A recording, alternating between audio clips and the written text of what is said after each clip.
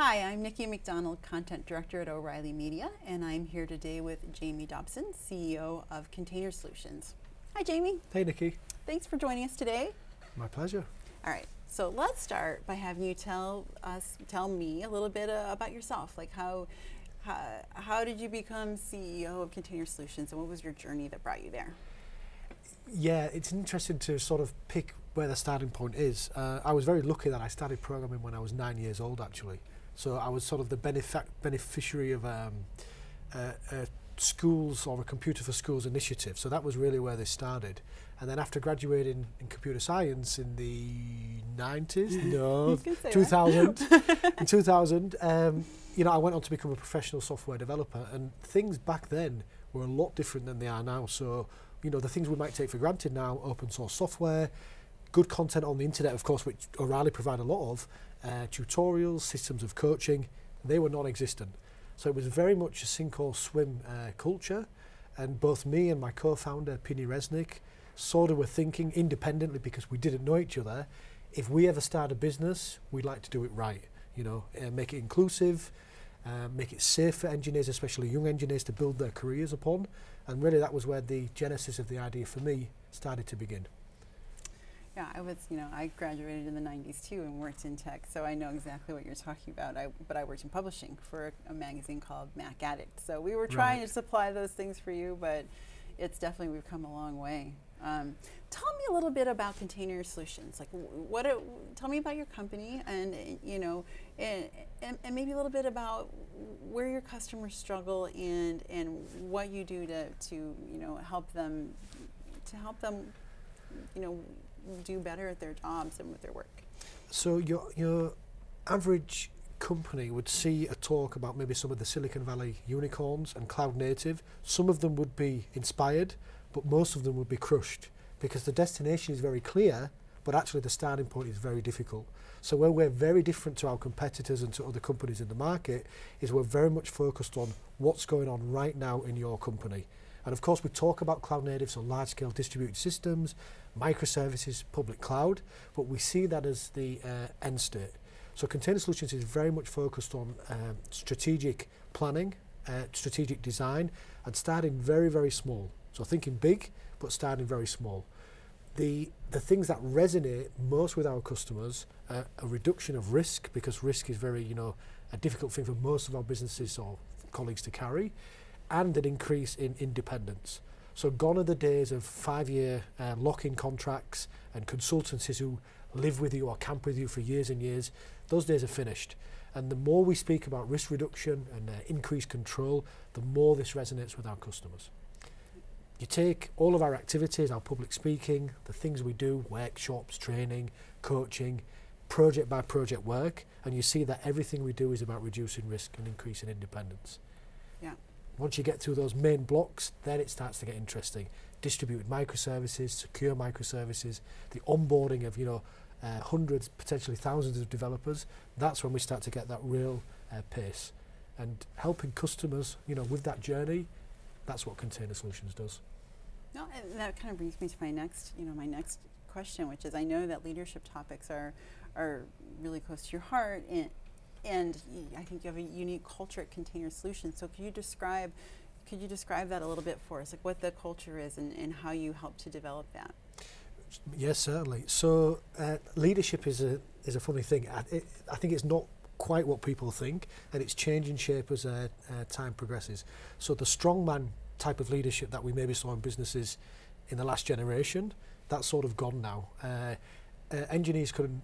Well, maybe is it everywhere? I don't know. Yeah, I think that's a very telling nod. Certainly at Container Solutions, we're trying to get rid of that.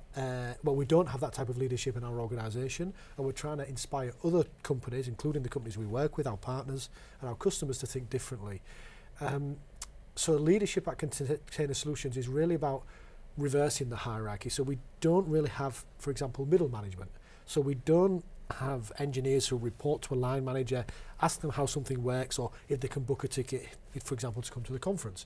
So rather we have engineers who are trained to think for themselves, and that's a very big part of our onboarding process.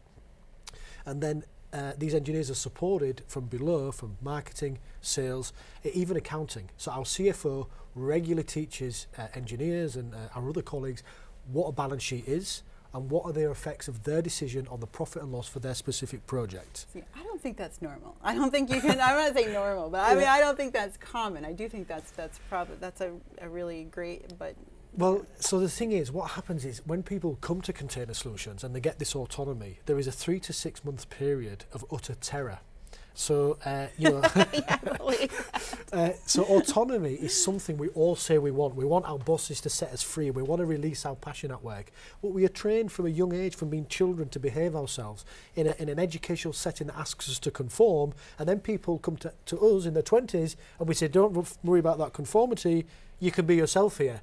And people actually say to me, how should I be myself? I was like, well, you would know better than me. And so if you're going to go for this type of, we want to give birth to this next round of professionals. So that the birth that Pinny and I, you know, our own growth as professionals was very lonely process. It was a difficult process. We want to make that process easier for the people who work with us now. I think the birth of, or the use of autonomy as a principle gives birth to this next round of engineers. Somebody needs to take my place one day. Now, somebody's got to deal with climate change, autonomous cars, and that somebody maybe not, you know, might not be us, but could very well be one of our younger colleagues. You can only do this, you can only run this autonomous sort of office and company with massive amount of training. Conflict resolution, an understanding of your awareness, resilience, and so it's difficult, but the reward for the people who work at Container Solutions is tremendous.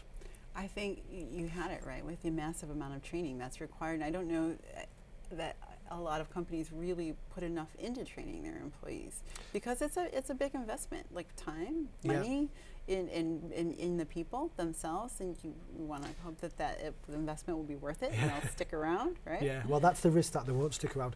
The thing is, organisational hypocrisy, it stinks. So if you put on your website where, you know, you work in an autonomous self-managing team and then don't support that with training, it will not work. And people can spot that from a mile off. At Container Solutions, we have a development program, and most of our new colleagues go on it, maybe in their second year. It runs for 10 months. It has 9 or 10 modules, and everybody on the program has a bi-monthly meeting with a psychologist to understand what they're feeling. Yeah. That's interesting. Yeah, indeed. How do they feel? What's happening? What's the situation? As well as working with the psychologist, they also have a coach and a mentor. This is serious business. And that culture is transmitted to our client work, where our customers are like, oh, wow, that's how you move to the cloud.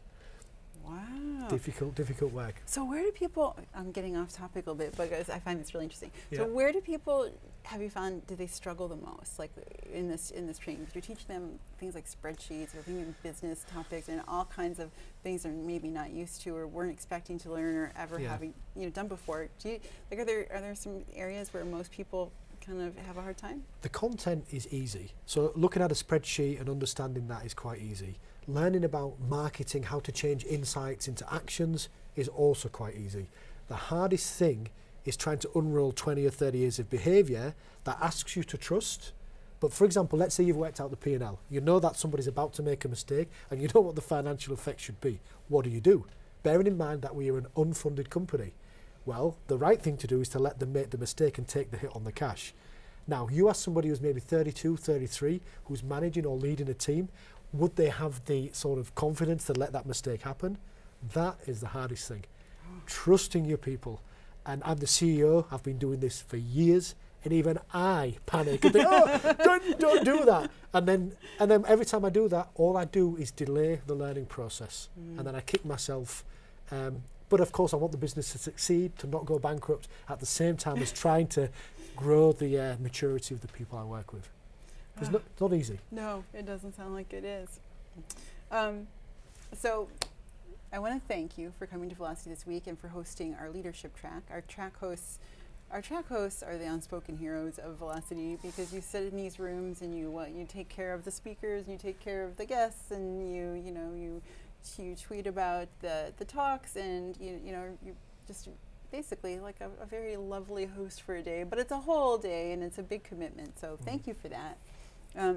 What does it mean for you and your company to be involved with Velocity? Well, we're very happy to be involved with Velocity. Our colleague Adrian wrote a best-selling O'Reilly book using Docker. It's a little bit of it's a little bit of a milestone being able to actually afford the gold sponsorship. So it feels like we've actually arrived somewhere. But I think more generally, we're very happy to interact with engineers, especially engineers who are younger than us, who are trying to find their way.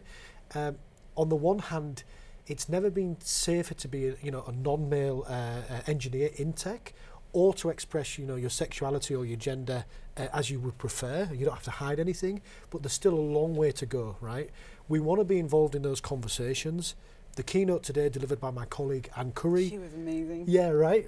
Yeah. This is about ethics in Kubernetes, because going fast and making ethically right choices, they don't always go together. We want to be in that conversation, and I think coming to the conference and working with all the different participants and the organisers just gives us a chance to not dominate proceedings, but certainly take part in them, and that's pretty special for us. Well, thank you so much. Thank you for being here today and this week. It was great having you here. Thank you, Nikki.